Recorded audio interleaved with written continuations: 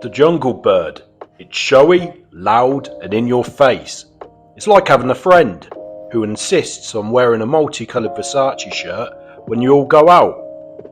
The last time I had this cocktail was in a restaurant in London earlier this year. It was a busy and lively place, but they forgot to add the pineapple juice, so it was a really interesting taste. The ingredient lineup: Blackstrap rum, but nothing which is flavoured, Campari, fresh pineapple juice, fresh lime juice and simple syrup.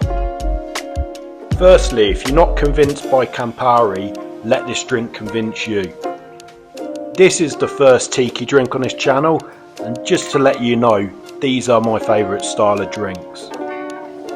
Let's kick this off by adding 1.5 ounces, that's 45ml of your rum. And I went a bit overboard on this occasion, but it's not going to do any harm.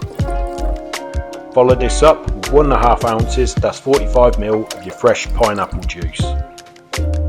Then add 3/4 ounce, that's 22.5ml of Campari. Time to give this a bit of sweetness and add 1.5 ounces, that's 15ml of your simple syrup. Lastly, let's add our citrus component, which is 1/2 ounce, that's 15ml of fresh lime juice. Add ice to your shaker and shake for 10 to 15 seconds. The Jungle Bird was created in the 1970s by Jeffrey Ong at the Avery Bar in the Hilton in Kuala Lumpur. He named the cocktail after the tropical birds which are kept by the pool area.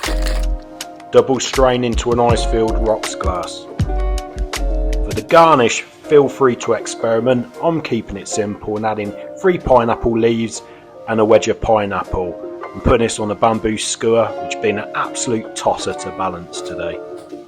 The taste test. I've always loved this drink, especially when I remember to put pineapple juice in it.